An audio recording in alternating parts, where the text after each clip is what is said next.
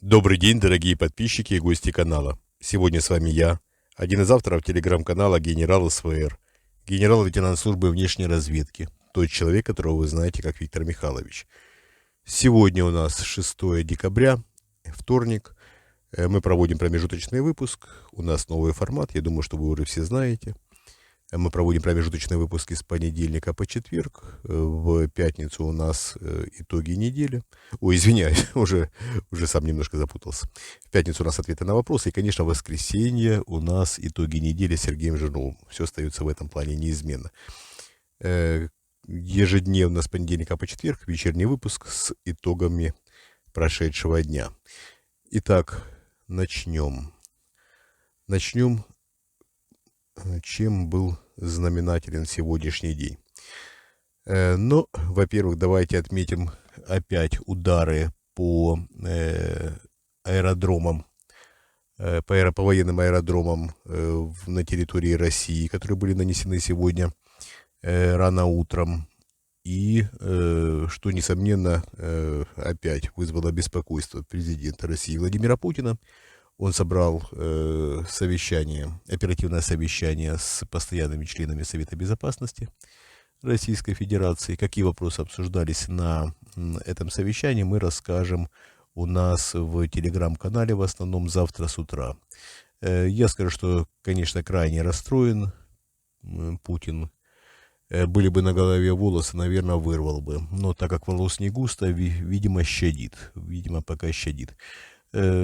Крайне недоволен, конечно, большой удар по имиджу.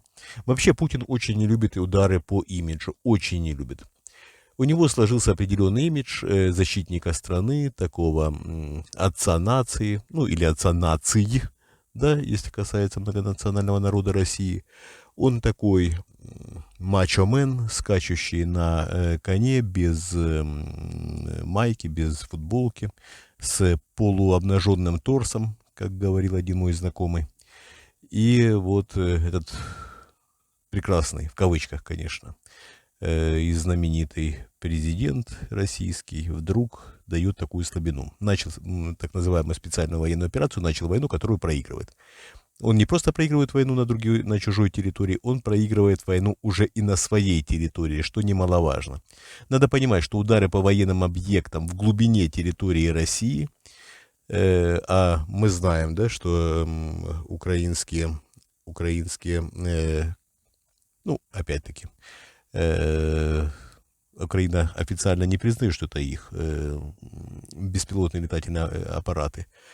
Ну, мы тоже давайте скажем нейтрально. Недружелюбные беспилотные летательные аппараты поражают российские военные объекты в глубине территории России. Президенту России, безусловно, докладывают, что это украинские беспилотные летательные аппараты. Президент России взбешен, как российская разведка могла упустить наличие беспилотных летательных аппаратов в Украине, которые могут пролетать более 1000 километров, как докладывают президенту России. Но так как официальная позиция Украины не подтверждает эти удары, то мы тоже давайте будем пока нейтральными. Вы знаете, президенту России докладывают очень много довольно странных вещей, которые потом та же разведка несколько раз переиначивает. И далеко не всегда ему докладывают то, что есть на самом деле, особенно то, что касается внутренней повестки. Мы знаем некоторые вещи, которые происходили и были разведкой и спецслужбами российскими списаны на якобы, да, на украинских диверсантов. По-настоящему это были спецоперации того же ФСБ, того же Главного управления Генштаба. Поэтому президент России тоже не всегда обладает полнотой информации и не всегда может адекватно оценить ситуацию. Ну, понятно, куча лизоблюдов, куча людей, которые не хотят получить нагоняй от президента, которые не хотят получить замечательную трепку, ведь можно и оказаться в местах не столь отдаленных. Лишился своих всех привилегий и всех возможностей генерал Беседа. Лишились еще несколько человек. Мы пока не будем афишировать этот вопрос. Ну, самый яркий, конечно, из тех, кто всего лишился и особо пострадал, это, конечно, Сурков. Ну, и Беседу, конечно, тоже можно отнести к, по крайней мере, из тех людей, которые на виду по этой части. Так вот, то, что сейчас происходит с ударами беспилотных летательных аппаратов, которые могут пролетать более 1000 километров, по мнению российской разведки, и судя по докладам Владимиру Путину, конечно, Владимира Путина ужасно бесит, ужасно. Путин никогда не предусматривает ответную реакцию, никогда, ни при каких обстоятельствах. Несмотря на то, что ему докладывают, ему расписывают, ему показывают, для него главное его шаг. Он считает, что он должен находиться на шаг впереди, а ответную реакцию он никогда никогда не оценивает, по крайней мере, адекватно. Он выучил прекрасный урок улицы, который он считает, что улица ему преподала. Надо бить первым. Бить первым, и тогда ты выиграешь. Но так бывает далеко не всегда. Далеко не всегда первый удар бывает эффективным, далеко не всегда первый удар бывает сокрушительным. Мы с вами помним 24 февраля, яркий пример этому, когда был нанесен серьезный удар по Украине, но он не был сокрушительным. Украина не была сокрушена. Народ Украины выстоял и дает не просто пощечины сейчас президенту России Владимиру Путину, а дает серьезные удары битой, теперь уже которые отражаются на внутренних органах президента России. Я имею в виду иносказательно, конечно. Путин взбешен, Путин категорически не хочет признавать себя проигравшим. Несмотря на это, элиты все видят, извиняюсь, да и граждане России прекрасно все видят. Президент собирается провести несколько встреч. На тех встречах, в которых участвуют люди, в основном это, конечно, люди в большинстве своем лояльные президенту, практически всегда на всех встречах предупреждать людей не тревожить президента России Владимира Путина, не говорить ему глупости, гадости. Глупости и гадости — это имеется в виду неудобные вопросы, которые касаются войны. Президент сам начал войну и теперь категорически не хочет отвечать на такие вопросы. Готовится большая пресс-конференция, будет она или не будет, это большой вопрос опять-таки, но провести ее достойно однозначно не получится. На острые вопросы не готов отвечать Путин, как полуострые, да, или на полутупые готов отвечать. Но, соответственно, невозможно ответить на тупой вопрос остроумно или достаточно интересно. Любые вопросы, которые не таят в себе остроты, которые заранее сглажены и не очерчивают полностью проблемы, в любом случае не будут восприниматься ни элитами, ни населением адекватно. Понятно, что переврут все придворные пропагандисты, но эффекта как такового не будет. Впереди мобилизация, впереди серьезный удар по рейтингам и по имиджу президента Путина, поэтому именно так и будет происходить и в дальнейшем. Я имею в виду никакого единения российской власти и общества, и элит, тем более, в ближайшее время не предвидится, и, я бы даже сказал, однозначно не будет.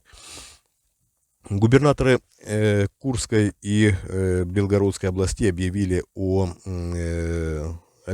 набор жителей регионов в добровольческие народные дружины или в территориальные обороны. Выглядит все это, конечно, комично довольно, если бы это не было так печально. Путин, еще раз подчеркиваю, втянул в Россию в войну. Особенно чувствуют, конечно, дыхание этой войны жители Белгородской и Курской областей. Особенно чувствуют. На втором месте Брянская, Воронежская и Ростовская области. Там, конечно, все это поменьше чувствуется, но вот Белгородская и Курская области чувствуют в полной мере. Мы уже рассказывали, еще летом рассказывали. Вспомните наши материалы, когда эксперты при Совете Безопасности делали Путину доклад, в котором указывали, что в скором времени возможна потеря контроля над некоторыми районами как раз этих областей: Курской, Брянской, Белгородской, Воронежской и Ростовской. До Брянской, Воронежской и Ростовской пока, видимо, дело не доходит, а вот по поводу потери контроля над некоторыми районами Курской и Белгородской областей, мы уже можем, по крайней мере, в какой-то более или менее очерченной перспективе говорить, потому что об этом говорим даже не мы, а губернаторы Курской и Белгородской областей. Понятно, что губернаторы не имеют возможности действовать без согласования с президентом, с администрацией президента, и, соответственно, именно так и происходит. Мы с вами можем убедиться, что эксперты в Совете Безопасности сидят не полные идиоты, а вполне себе вменяемые и отличные аналитики и прекрасный анализ. Еще раз мы вас знакомили. Я не говорю сейчас о личностях этих людей, экспертов. Я не говорю о их зашоренности идеологической. Я говорю исключительно о том анализе, который они предоставляют президенту России. Это правильный анализ, анализ, который сбывается. Так. Мы в своем графике идем, уже 11 минут в эфире. Завтра мы с вами обязательно увидимся, услышимся. У нас теперь такие эфиры ежедневно. Большое спасибо, что были со мной. Я надеюсь, наша информация, наша встреча с вами интересны. Если интересно, ставьте всегда лайк, поддерживайте, комментарий из нескольких слов, как минимум 5 слов, желательно, конечно, для продвижения этого ролика по рейтингам. Я надеюсь, вы помните, мы вас любим, это искренне, и это главное, почему мы работаем. Мы работаем ради вас. Поддерживайте нас, подписывайтесь на Patreon, подписывайтесь на спонсирование нашего YouTube канала, а также я напомню, что есть наши криптовалютные кошельки. События развиваются довольно динамично. Завтра обязательно увидимся, услышимся. Всего доброго, до свидания.